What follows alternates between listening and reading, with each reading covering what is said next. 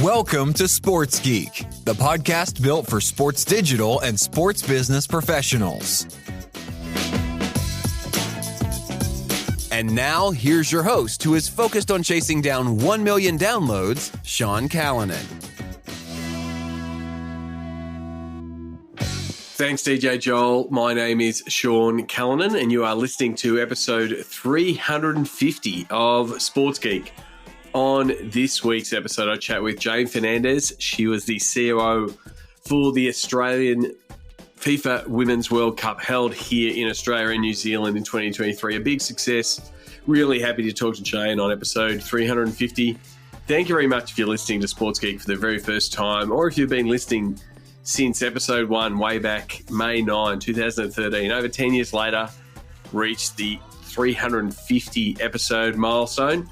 Really appreciative of everyone who's listened, whether you're listening to it on Apple Podcasts, Google Podcasts, Pocket Casts, or doing it at sportsgeekhq.com, where, according to the stats, a lot of people are listening to it via the web and just listen to it when they find it on the Sports Geek website. I will do a bunch of thank yous after my conversation with Jane, but let's get stuck into it. Here is my interview with Jane Fernandez, the COO for the Women's World Cup.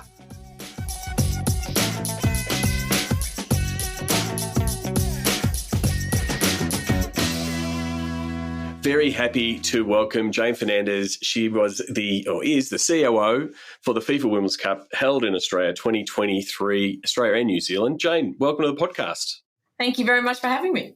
No problems. Well, first, before we get into the success that was the FIFA Women's World Cup Down Under, I wanted to sort of dive into your sports biz backstory. How did you get your start in the world of sports?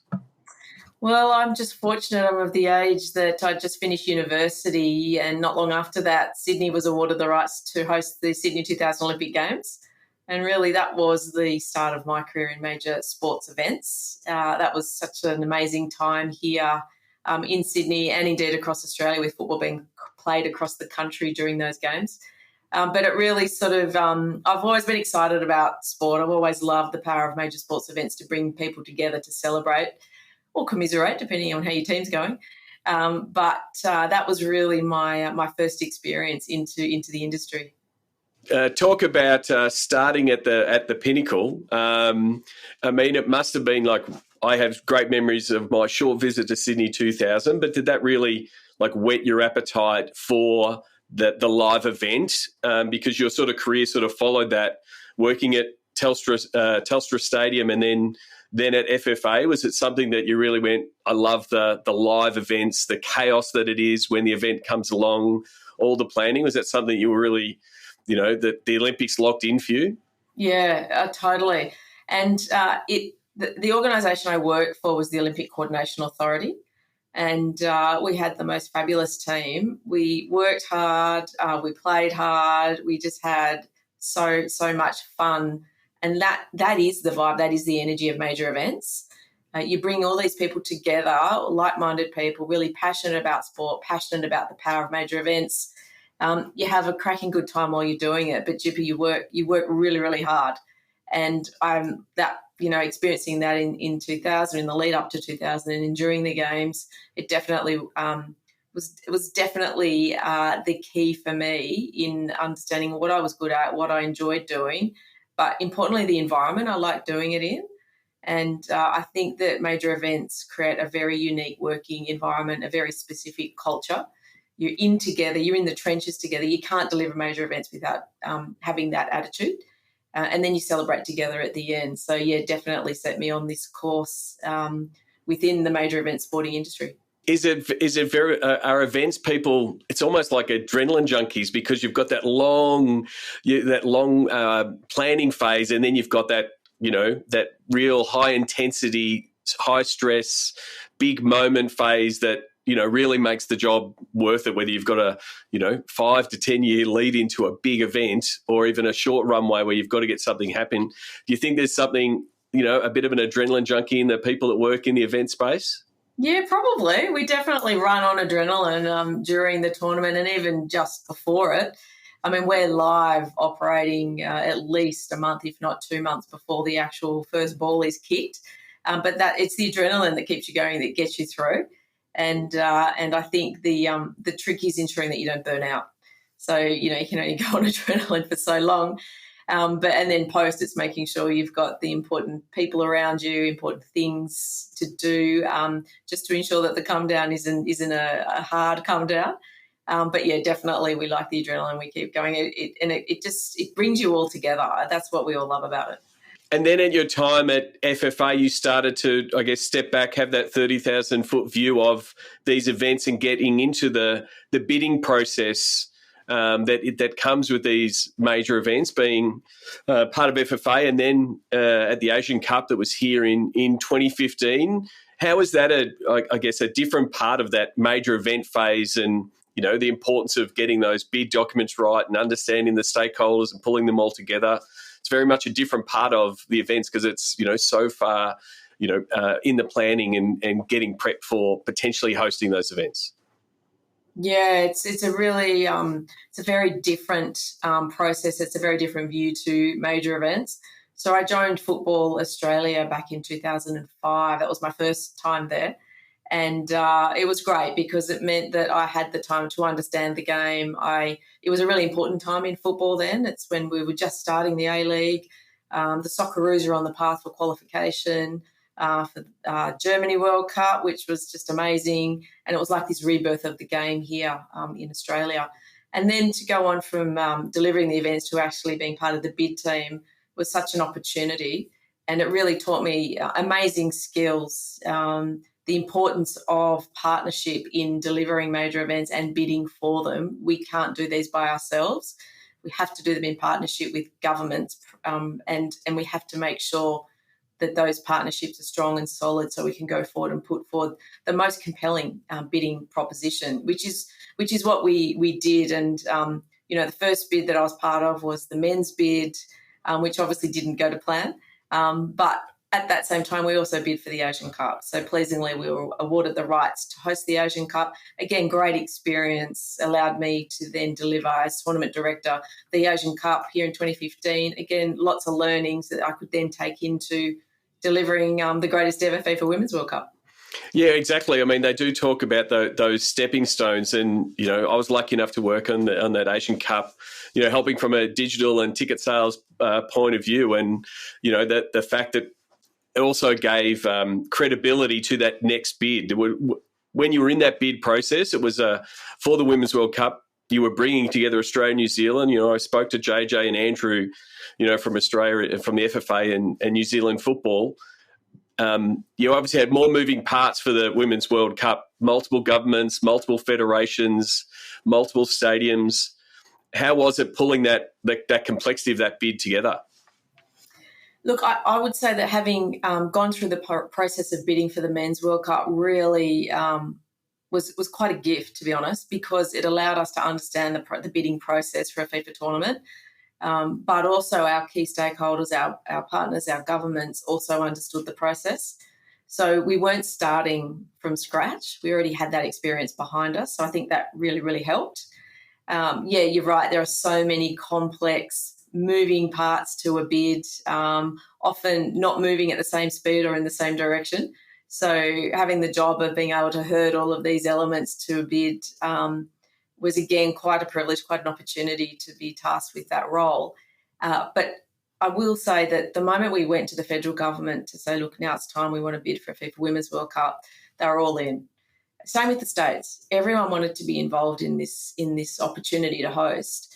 And so it definitely made our job easier. That being said, there was a lot of work that needed to be done to ensure that we could demonstrate to governments the benefits of hosting the tournament.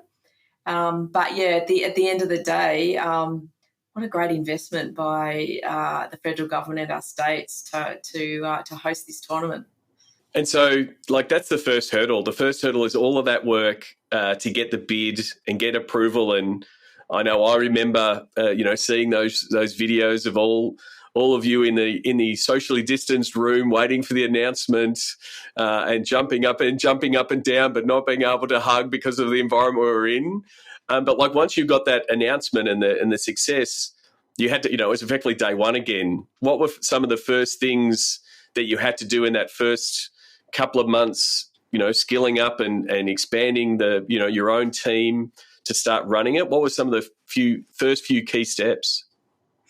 Yeah, well, goodness me, that night was one that we'll never forget. We actually did embrace. We had approval to ignore the rules. I don't think anyone could have stopped us. Let's be honest. No. So you're right. Then we're sort of starting again, and FIFA for the first time had a very different delivery model. So FIFA set up a local FIFA subsidiary. So the first step was for FIFA to engage with us to set up the subsidiary. But because it was during COVID time, FIFA hadn't actually been able to come and look at all of the different stadiums, all the different venues. So that was an interesting process as well, because selection then had to be done basically virtually. We also had a match schedule that needed to be finalised, needed to be agreed upon. So all of those building blocks had to start coming together, as did the final structure for the entity. So looking at the staff that we needed to start, phasing when those staff would start, looking at budgets attached to that, developing a project plan so we could identify the key milestones, which then link to when staff need to start as well. Really setting the foundations, creating the base level for which to then continue to build to set up what ended up being an entity where we had 2,000 people working on the tournament across Australia and New Zealand. So when you're in that phase, you're setting up key pillars that are the strategy for success. What were some of the key pillars for the Women's World Cup and that you were sort of driving across that organisation? Yeah, so we had already in our bid documentation that we wanted to deliver a tournament of firsts, and that was really, really important. The first time that two football confederations were coming together to deliver a World Cup and a FIFA Women's World Cup. The first time it would be held down in the Southern Hemisphere, and the first time for the Asia-Pacific region. So we wanted to ensure that those key messages that we had in the bid carried through, and pleasingly they did. So that was really important. And then we were focused on working with the FIFA Zurich team on the key values for the tournament, the strategy behind it, what we wanted to achieve, and then developing the brand. And the theme for the tournament was Beyond Greatness. And so that was developed because it basically told the story around women's football. It told the story around the tournament.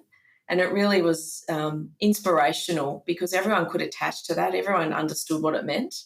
And that was one of the things we wanted to achieve through hosting the Women's World Cup, to drive everyone to go beyond greatness, just as our players are doing on the pitch. It's for everyone, no matter what you do, to push yourself to go beyond whatever you thought you could ever possibly achieve. And for me, that was a really important piece because it also created the culture for the organisation. We're always going beyond greatness. We're always aiming for operational excellence. And we created a fantastic culture here in the office. We had, so many passionate people, and we had a number of people that worked on the bid that came over with me to actually deliver and plan the tournament as well. So it was wonderful to have that thread running from the bid right through the organisation. And then from a promotion and marketing and getting, capturing the hearts and minds of people both in Australia and New Zealand, but then also attracting fans, was there a particular strategy? Because I remember talking to a lot of football people who were really excited, understood the impact of a World Cup and what it could bring. But then there was the mainstream Australia that might not be a football fan. Like, was there a strategy to both embrace the football community that was just chomping at the bit to be at the matches, but then also I guess prepare to have that embraced by mainstream Australia and New Zealand? Yeah, definitely. And look, we always said this would be the biggest sporting event we've hosted here since the Sydney 2000 Olympic Games.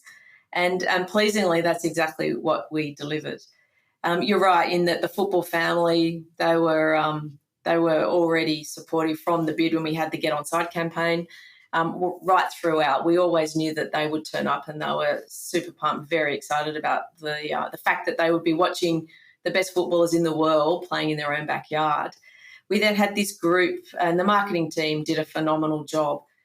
This group called the Convincibles. So they're the people you just mentioned. So proud Australians, love sport, love a major sporting event, probably hadn't been to a live football match before. And so there was a lot of work went into marketing to that group. we also were really focused on making sure that the ticketing price point was very, very achievable, that it was family friendly. We wanted to make sure families could go, they could see as many games as they wanted to see, and I think we hit the mark for that. We also then had a multicultural program, and I'll never forget being in the stands at Sydney Football Stadium. It was Colombia v Germany, and the number of Colombian fans in that stadium just absolutely blew me away. And I think the multicultural community program that we ran was such a huge, huge success. It ensured that communities were engaged, they were included, they understood the process to get tickets, and we made it totally accessible to all of these communities.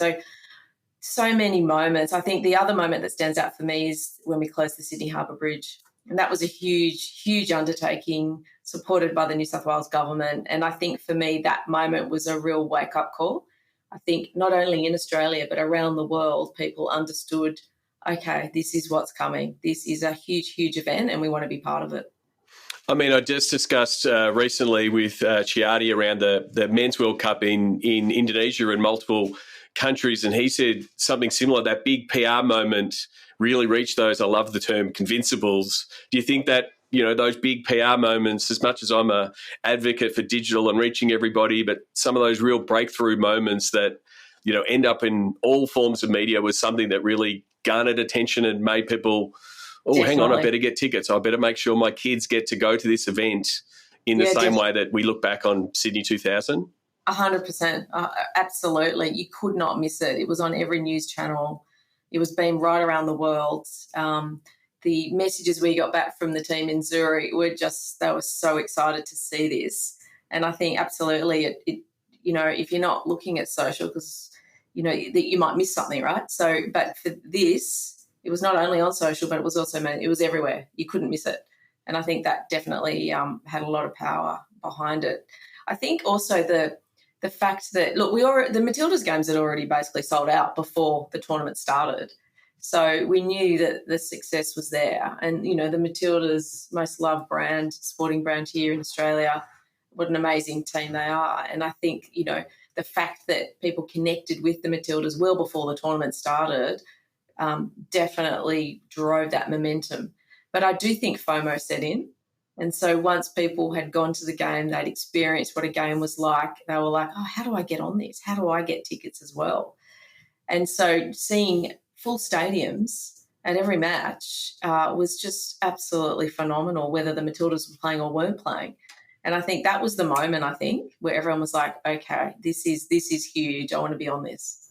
And do you think, I totally agree, people watching in record numbers, watching the Matildas, like that FOMO effect happened, but then also you had FIFA fan festivals at all the sites. And so you had all of these advocates out there in the market saying, look at this, I went to a game and I did this, I took my kids, they won't stop talking about football, all of those things. Do you think that was, again, that snowball effect, building of FOMO, where you just gave the fans what they want and then they became your biggest advocates? Totally, absolutely. Fan-led stories are one of the biggest opportunities we had to tell the story that is the FIFA Women's World Cup.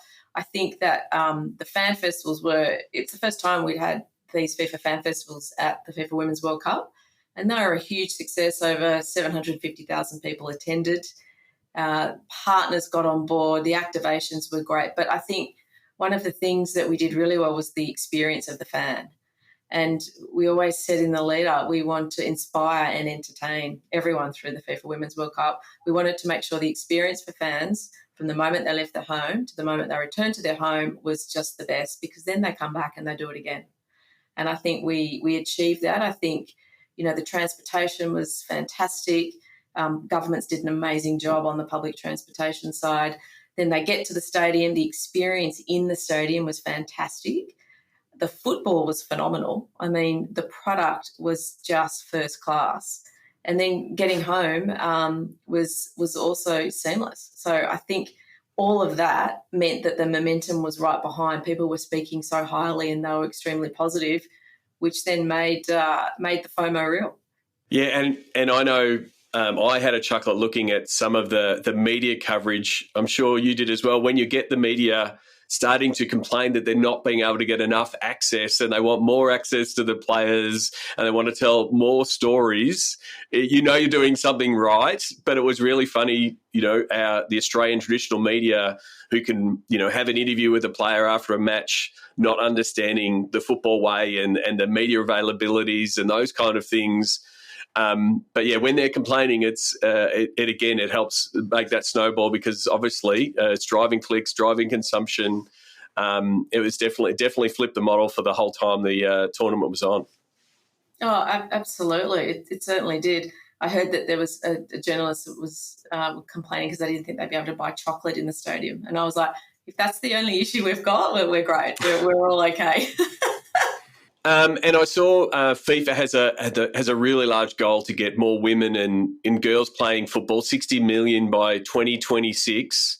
There was obviously bumps in participation from the Asian Cup. It's still early, but have you started seeing some of that data come through on the appetite for more women and girls playing football? Well, I've heard from so many people that their daughters want to sign up to play the game. Obviously, Football Australia manages that registration process. So once the registration window opens up and the data is collected, then I just can't wait to see the jump. It's definitely going to rise.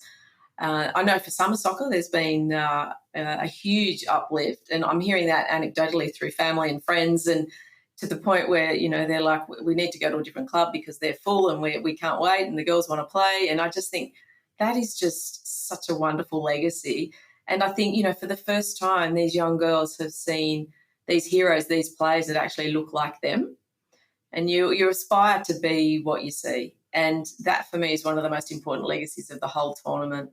We've absolutely inspired this generation of young girls to play football, to be active, to lead healthy lives, but to also see what they can be. And I think that's just such a gift. The success of the Matildas, but then if you look at all of their social channels, the way they were really accessible through the tournament with, using social, showing off their personalities. Like, there would be a lot of fans that knew of the legend that is Sam Kerr, but now there is Hayley Raso fans, Mackenzie Arnold, T-shirts are getting printed up, and they're Ellie Carpenter, like, they're all now household names, and these young fans, boys and girls, are following them back to where they've gone, whether they're playing at Arsenal or playing in Europe, and it's that elevation piece of now they've got heroes to follow, and that's a massive legacy piece for that participation piece. Oh yeah, we've created a whole new group of heroes for young girls and boys. You're exactly right, and I love seeing all the young boys that were just in the stands cheering away to the teams. I saw a young boy up the road the other day in his Matildas kit. Now, that would never have happened years ago. It just wouldn't have happened. And, one of the other exciting things is the number of events that were held around the tournament, and the federal government held a gender equality symposium. And it was said on the panel that, the youth of today, they're not seeing gender. They are just seeing amazing footballers playing at their peak. And it was said, in 10 years to come, we won't need a gender equality symposium because the kids of today will be like, what are you talking about? And I think that is so exciting. And it's great to see that these young players, these heroes, are actually getting the credit that they deserve. Yeah, I tell the anecdote of a young boy I saw. I heard talking about the Socceroos as the boy Matildas, like they didn't realise that there was a men's team. So like that's the kind of impact because they're getting up and watching the Matildas. And, oh, there's a boy Matildas team. Oh, that's terrific. And yeah, you're right. That's generational change, which we want to see going forward. Yeah, my mate's son asked if he could play for the Matildas. I mean, that was fantastic to hear.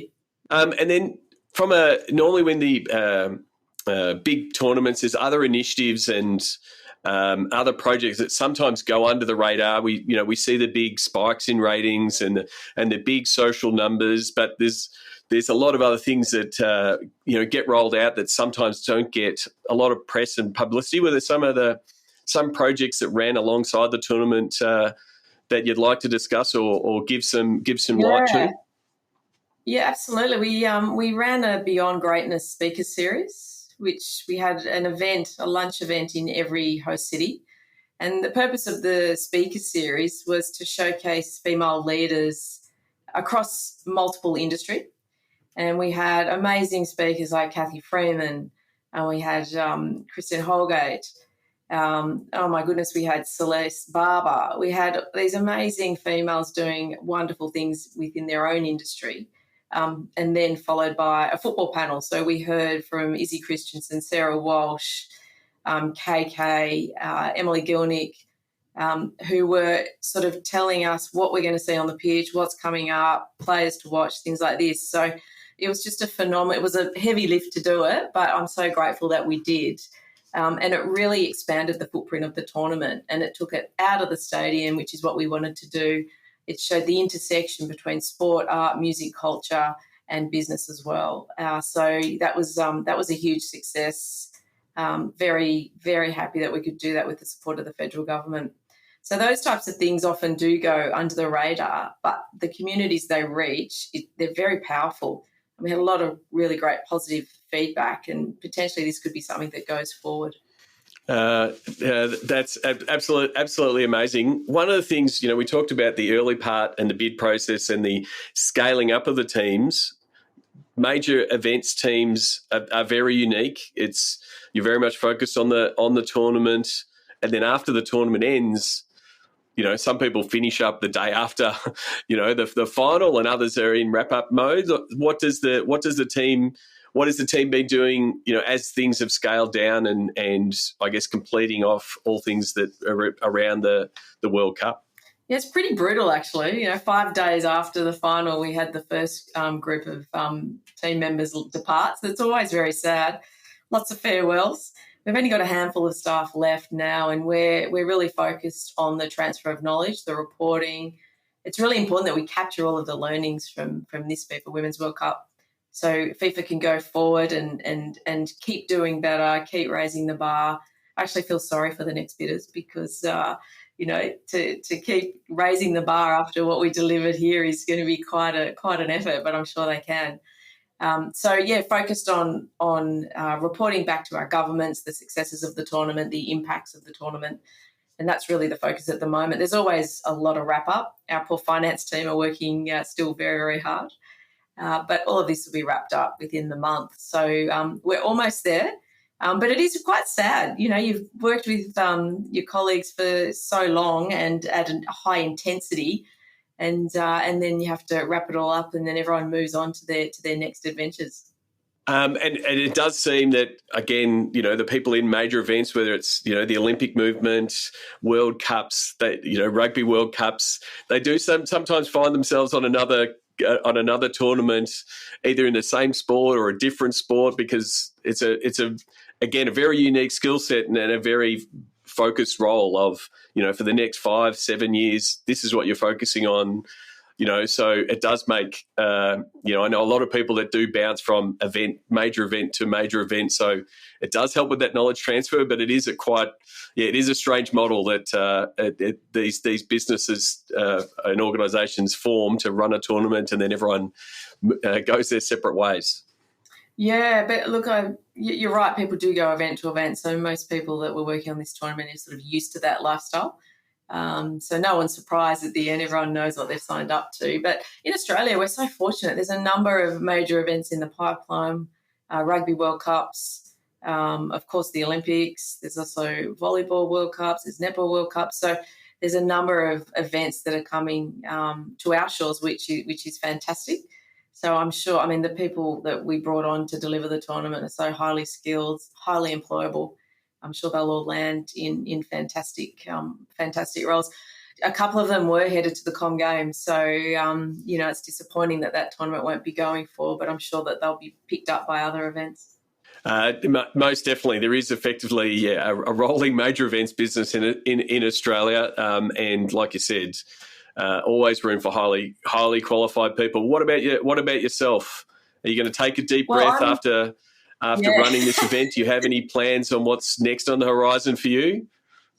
Yeah, am I allowed to take a year off? Let's see. I don't wrap up here till the end of the year, so I'll be turning off the lights as we leave the office, and then I'll take some time just to reflect and see what I want to do next. So no, nothing confirmed or nothing sorted out as yet, but open to opportunities. So we'll see what comes my way.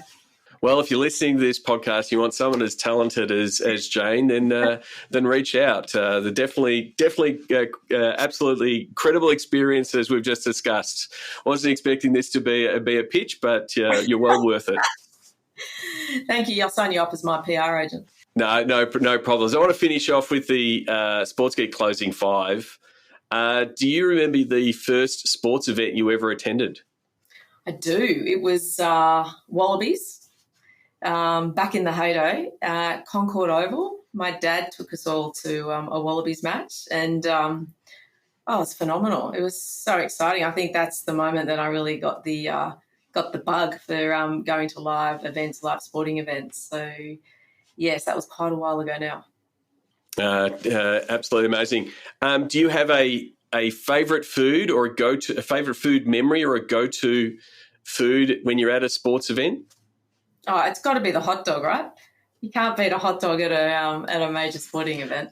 That's true. The meat pie does get a good run for a lot of Australians, but I won't start the controversy asking whether the hot dog is a sandwich, because that just it goes off the rails if I do that. It is not a sandwich, but anyway, we'll leave that. There you go. I completely agree, and if you violently disagree with us, then you can stop listening right now. What's the first app you open in the morning? Whoa, it changes. Of late it was WhatsApp, which is a very boring answer, but that is simply because of the we're planning internationally. So overnight a whole range of things had come through on WhatsApp that I had to action that day. So maybe now I need to change it to like a meditation app and really calm down. Potentially. WhatsApp does seem to be one of the go-tos, especially if you're in an international environment of multiple people, multiple stakeholders. It does seem to be the messaging platform of the greater Europe. So yeah, it is quite common. Is there someone that you follow, whether it be an author or a colleague, that the podcast listeners should give a follow and check out? Yeah, check out the Female Athlete Project on Insta. It's Chloe Dalton's account. It's fantastic, and it just keeps you up to date, keeps you really well informed on what's happening. So yeah, I'd highly recommend that one for sure. Yes, I recommend that one as well. Chloe's on my list of people to talk to on the podcast, so I will follow that one up. Lastly, what social media platform is your MVP? For me, it's Insta. It's the one I'm most active on. I wish I was better at all the others, but it's taken my communications team a long time to educate me on these things. But definitely, I'd say Instagram's my go-to, and my LinkedIn absolutely blew up. But I'm getting back into it now. I'm trying to make up for lost time. But I do enjoy Insta the most. Oh, that's great. That leaves me with what is the best way for podcast listeners who have listened to this? Maybe they work in the event space and they want some advice, or they want to at least say thank you for the podcast, or potentially if someone's going to come and offer you a new job, what is the best platform for people to reach out to you?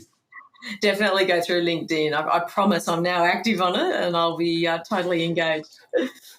Oh, terrific. I'll look very closely waiting for that job change, and I'll see if we can credit it to the podcast down the track. Fantastic. Thank you very much for your time, Jane. Really appreciate it. No, it was great fun. Thanks for having me. Learn from the Sports Geek Amplify Season 2 cohort. Trajectory, Xtonet, SeatGeek, Sponsor CX, and Stats Perform. For more, go to sportsgeekamplify.com. Thanks again to Jane. You can connect with Jane Fernandez on LinkedIn. You'll find her LinkedIn in the show notes. You can always go to the show notes by going to sportsgeekhq.com/350, with this being the 350th episode. I'd love to hear someone say that they reached out to Jane because they listen to this podcast, and that is actually where Jane gets a new job. She's very talented. I don't think she needs a podcast like this one to help her get a new gig, but I would love to have that connection. I know the audience out there values people like Jane, and I'm sure she'll find a good landing spot when she wants to do so. Before I wrap up, I just want to send out a big thank you to the team behind the podcast, the team who do a lot of the work that help make this happen. James, my podcast editor, who makes this sound good for your ears every week, cleans up some of my mistakes and some of the mistakes behind the scenes from technical difficulties. DJ Joel, who does all the voiceovers and ad reads, appreciate what you do. Jess, my podcast producer, who does a terrific job in booking guests and making sure things get put out on time. And for those producers who worked prior to Jess, Jane and Meg, very much a very big thank you from me to help get this podcast to where it is. I couldn't have done it all by myself, and so I really do appreciate the work that you've done and put in to make sure the podcast is a success.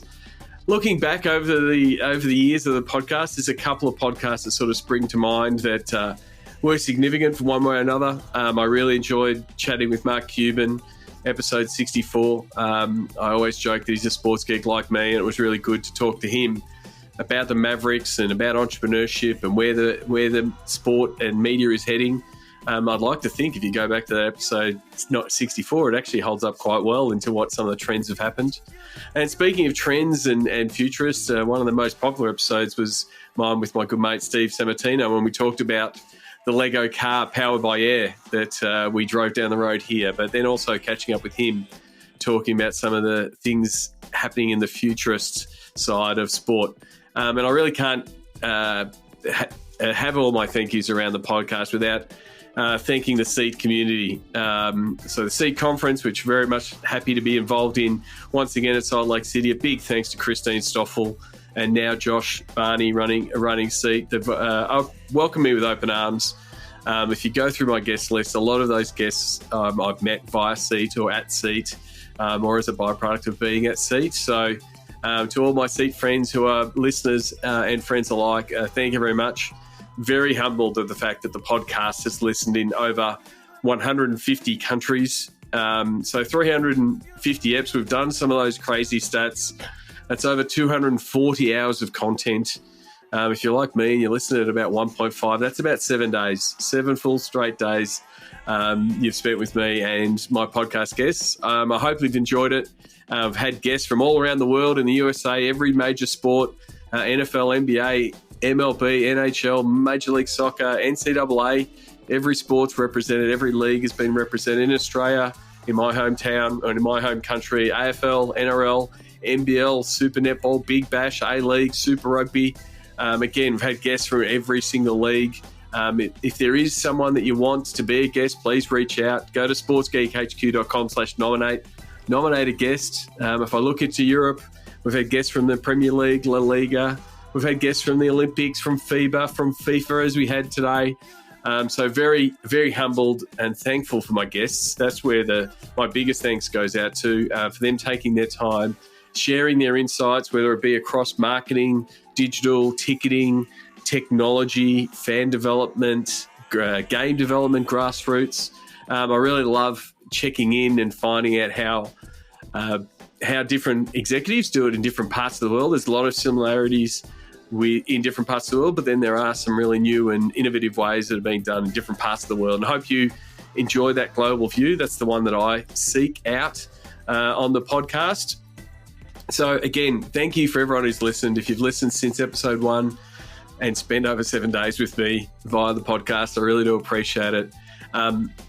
And really, I can't, the last thing I need to do, I really can't finish this off, and it's just fortuitous that I'd had this queued up and Collingwood went and won the grand final. So, really had an absolute ball. For those of you who know me, I'm a mad Collingwood supporter. In 2010, I actually made the broadcast with the shimmy. Didn't make the broadcast, but it didn't make the day anymore. Didn't put a damper on the day at all. Had a lot of fun. Still did a lot of dancing. There's nothing better than experiencing big game sport and big moments in sport with family and friends. I was lucky enough to do that. Again, with my son, who was by my side in 2010, and my brother, Matt, who was there in 2010, but also my nephew, Bo, was there, my mates. Nothing better. So to everyone at Collingwood, congratulations. Sounds of the Game was a segment that I was doing for a little while I probably did it for about 50 or so episodes. It's going to make a comeback. So if you stay to after the closer, you'll hear the Collingwood chant in full voice and probably hear me completely out of key, but very, very happy. So until next episode, which will be episode 351, my name is Sean Callanan, and you've been listening to Sports Geek. Looking to help your digital or sponsorship team? Book in for a Pick My Brain session with Sean Callanan to help your team level up. Book now at sportsgeekhq.com/pickmybrain. Want to help drive more revenue from your digital efforts? Book a time for a call. Go to sportsgeekhq.com/phone call.